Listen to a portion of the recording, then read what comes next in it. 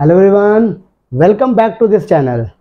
फिर से मैं आ गया हूँ आपके पास बिजनेस लॉ को लेकर के। लास्ट प्रीवियस 4 लेक्चर्स में हमने कॉन्ट्रैक्ट से रिलेटेड चीज़ों को समझा था, offer acceptance, rules of offer acceptance समझा था, ठीक है ना। आज बहुत ही प्रोमिनेंट, बहुत ही इंपॉर्टेंट टॉपिक पे आज हम लोग डिस्कस करने वाले हैं। बहुत ही ध्यान से देखिएगा, बहुत ही अच्छा भी है और अंडरस्टैंडिंग भी है। अगर आप चीज़ों सही से आपने इस सेशन को देखा तो आप इस लेक्चर को देखा तो आप अच्छे से समझ पाएंगे कि ये टॉपिक है क्या और कैसे समझना है इसको। आइए तो समझते हैं, देखते हैं। आज हम पढ़ने वाले हैं communication of offer, communication of acceptance and communication of revocation of offer ना एक्सेप्टेंस, ठीक है ना।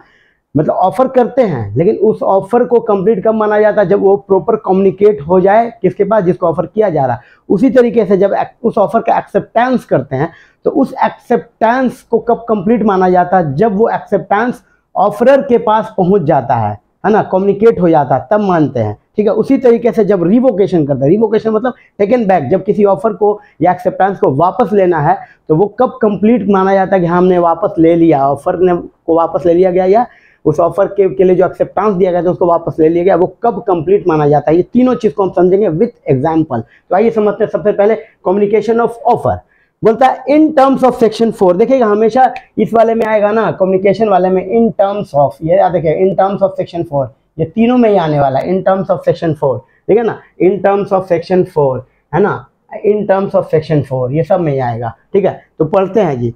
Communication of offer, the communication of offer is complete, कब कंप्लीट होता है? When it comes to the knowledge of the person to whom it is made. मतलब जिसको offer किया गया है, जब उसके नॉलेज में ऑफर आ जाता है तब मानते हैं कि ऑफर का कम्युनिकेशन कंप्लीट हो गया। जैसे मैंने बोला, मैंने एक लेटर लिखा आपको कि जी मैं सपोज आपका नाम है ना रोहित है, मैंने लिखा mister Rohit I want to sell my motor bike for ₹50,000 to you, ठीक है ना। मैं पटना में हूँ, आप कोलकाता में हैं, ठीक है। मैंने आपको लेटर लिखा, आपके पास मैंने लेटर लिखा आज 5th को, आपके पास लेटर पहुंचा 7th को। जब आपके पास लेटर पहुंचा मतलब आपके नॉलेज में आया, तब मानेंगे कि हमारा ऑफर कंप्लीट हो गया। इसको बोलते हैं communication of offer is complete on 7th July, ठीक है जी। आगे पढ़ते हैं।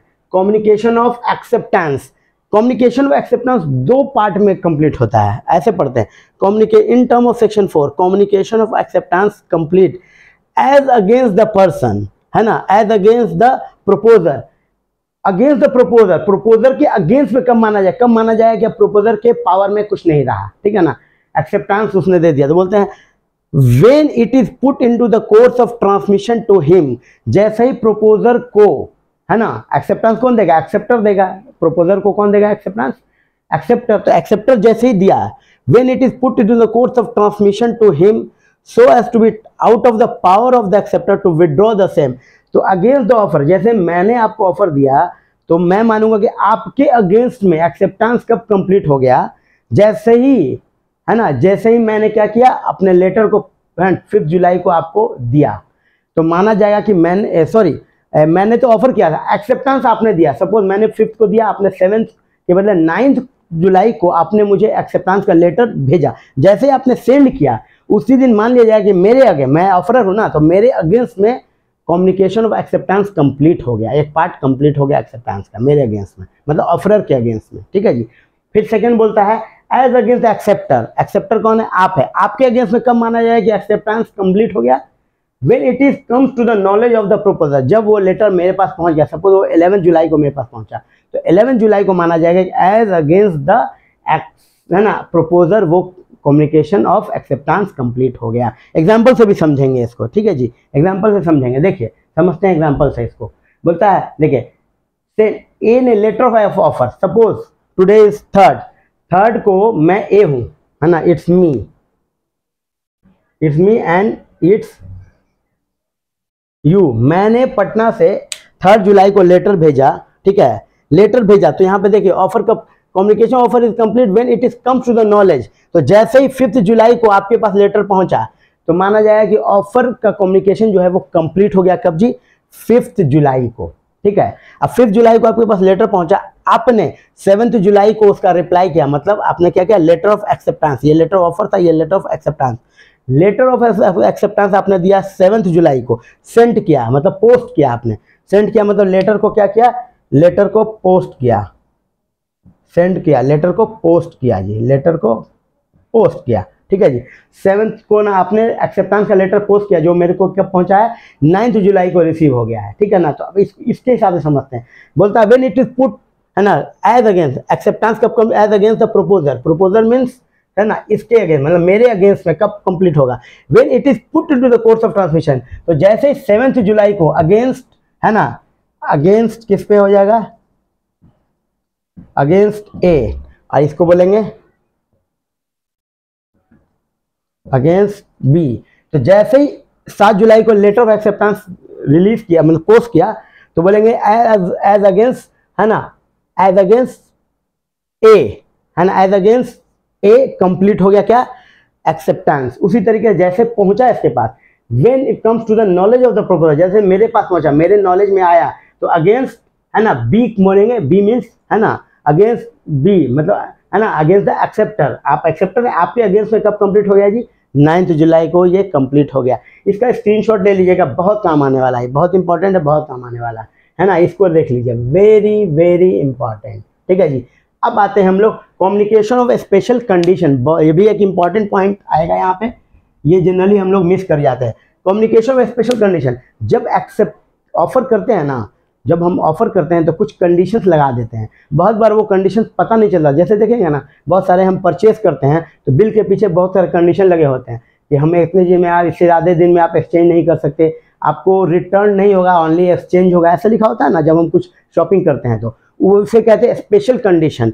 तो स्पेशल कंडीशन को ऑफरर जब ऑफर करता है ना, तो एक्सेप्टर जब उसको एक्सेप्ट करता है, तो मान लिया जाता है कि वो मेन ऑफर के साथ साथ उस स्पेशल कंडीशन जो लगा है उसको भी उसने एक्सेप्ट कर लिया है, ये माना जाता है।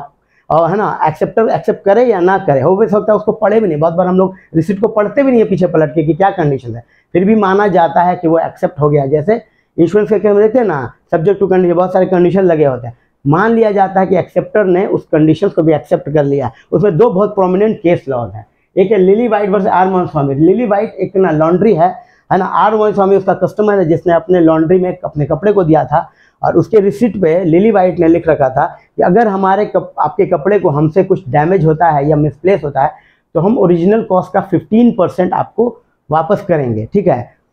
ऐसा उसके साथ हुआ कि उसका कपड़ा डैमेज हो गया, किसका, आर मनुस्वामी का। उसने कंप्लेन किया तो उसको ओनली 15% मिला, ठीक है। उसने कहा कि आपने तो, मुझे तो 100% चाहिए। तो लिली वाइट ने कहा कि नहीं जी, मैंने अब कंडीशन लिखा था उसको आपने एक्सेप्ट भी किया है। बोला मैंने, मनुस्वामी ने बोला मैंने कहाँ एक्सेप्ट किया। बोला आपने कुछ बोला नहीं, इसका मतलब एक्सेप्ट कर लिया, है ना। उस स्पेशल कंडीशन हमेशा साइलेंटली एक्सेप्ट हो जाता है, बिना, है ना, नहीं भी पढ़ेंगे तो भी मान लेंगे साइलेंटली वो एक्सेप्ट हो गया। तो उस केस में माना जाएगा कि आर मनुस्वामी ने उस कंडीशन को एक्सेप्ट कर लिया था। उसी तरह Mukul Datta versus Indian Airlines के भी केस में, मुकुल दत्ता ने टिकट खरीदा, ठीक है, एयरलाइंस का, उसमें जितने सारी कंडीशन पीछे लगे लिखे हुए थे उसको मान लिया गया ना कि उसने एक्सेप्ट कर लिया कंडीशन। उसमें लिखा था कि अगर प्लेन को, एरोप्लेन को कुछ हो जाता है तो इसमें उसके स्टाफ की कोई गलती नहीं मानी जाएगी। सपोज एक्सीडेंट हो जाता, और इस केस में हुआ भी यही, मुकुल दत्ता जिस प्लेन पे थे उसका क्रैश हो गया, एक्सीडेंट हो गया, उसकी डेथ हो गई, उसकी वाइफ ने ये केस किया था, तो उस कंपनसेशन के लिए तो एयरलाइन ने कंपनसेशन नहीं दिया। कोर्ट ने बोला कि स्पेशल कंडीशन में ये लिख रखा था एयरलाइंस ने कि मिस हैपनिंग हो सकता है जर्नी में, और ऐसा हुआ, तो ये माना जाएगा कि मुकुल दत्ता ने ये स्पेशल कंडीशन को एक्सेप्ट किया था। ये बहुत इंपॉर्टेंट है, कम्युनिकेशन ऑफ स्पेशल कंडीशन। उसके बाद आता है जी रिवोकेशन। रिवोकेशन का मतलब होता है taken back.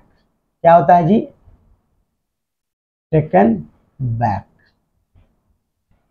Revocation, taken back. बहुत बार होता है ना, ऑफर किया लेकिन लगा नहीं अब ऑफर, है ना, हम इसको नहीं करेंगे, ये ऑफर ही नहीं करना हमें, तो हम वापस लेते हैं। या बहुत बार होता है कि एक्सेप्ट कर लिया ऑफर को, उसके बाद लगता है नहीं एक्सेप्टेंस वापस लेना है हमको इस एक्सेप्टेंस को, तो उसको कहते हैं रिवोकेशन। तो revocation of offer and acceptance, इस, है ना, इस वाले सेक्शन में पढ़ेंगे हम लोग, revocation offer acceptance.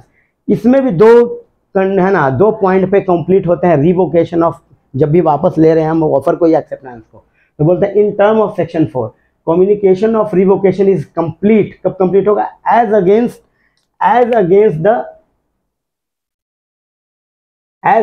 The person who makes it. देखिए रिवोकेशन कोई भी कर सकता है, ऑफरर भी कर सकता है, एक्सेप्टर भी कर सकता है, रिवोकेशन कोई भी कर सकता है ना। रिवोकेशन, ऑफर का रिवोकेशन कौन करेगा? ऑफरर, ऑफर का रिवोकेशन ऑफरर, और एक्सेप्टेंस का रिवोकेशन एक्सेप्टर।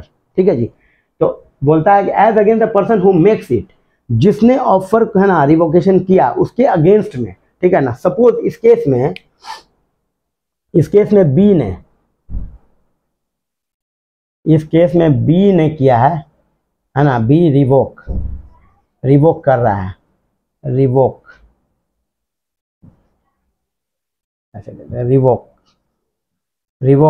कब किया भाई? ये सपोज ये है ना 10 जुलाई को रिवोक कर गया, 10 जुलाई को रिवोक कर दिया है ना, रिवोक किया, और ये लेटर कब पहुंचा है ना, इसको बोल सकते हैं 12 जुलाई को पहुंच गया लेटर, इसको बोलेंगे लेटर ऑफ रिवोकेशन। तो बोलता है कि when it is put to the course of transmission, है ना, जैसे बी ने रिवोकेशन का लेटर भेजा, इसके अगेंस्ट में रिवोकेशन कंप्लीट मान लिया जाएगा, इसने रिवोक कर दिया। ठीक है, क्या बोलता है ना, as against the person who makes it, जिसने रिवोकेशन किया है, when it is put into the course of transmission, जैसे पुट किया मतलब 10 जुलाई को, है ना, बोलता है so as to be out of the power of the person who makes it, इसके पावर से जैसे निकल गया तो माना जाएगा कि ये रिवोकेशन कंप्लीट हो गया, एज अगेंस्ट द, है ना, as against the person who makes it. और बोलता है second point, as against the person to whom it is made, when it is put, है ना, when it is comes to his knowledge, और as against a कब माना जाएगा? जैसे इसके नॉलेज में आ गया, 12 जुलाई को इसके नॉलेज में आ गया तो माना जाएगा कि ये communication of revocation complete as against A हुआ 12 जुलाई को, मतलब बी को एज अगेंस्ट बी हुआ कम्युनिकेशन रिवोकेशन 10 जुलाई को, और है ना एज अगेंस्ट ए हुआ 12 जुलाई को। ठीक है जी। तो आई होप कि आपको ये लेक्चर समझ में आया होगा। ये कम्युनिकेशन बहुत इंपॉर्टेंट है, इसको बार बार देखिएगा, इस, है ना, इस लेक्चर को बार बार समझिएगा, सुनिएगा और नोट कीजिएगा। ये इसका स्क्रीनशॉट भी एक ले लीजिएगा, है ना, और नोट कीजिएगा। मैं एक बार साइड हो जाता हूँ ताकि आप, है ना, इसका स्क्रीनशॉट ले पाएँ, स्क्रीनशॉट ले लीजिएगा, है ना, और बार बार रिवीजन किया, बहुत इंपॉर्टेंट है, वेरी वेरी इंपॉर्टेंट मैंने लिख दिया। ठीक है ना। होप तो आपको ये सेशन, ये लेक्चर अच्छा लगा होगा। फिर मिलते हैं हम लोग नेक्स्ट लेक्चर में, और फर्दर नेक्स्ट यूनिट नंबर 2 पे हम लोग बातें करेंगे। तब तक के लिए all the best, happy study.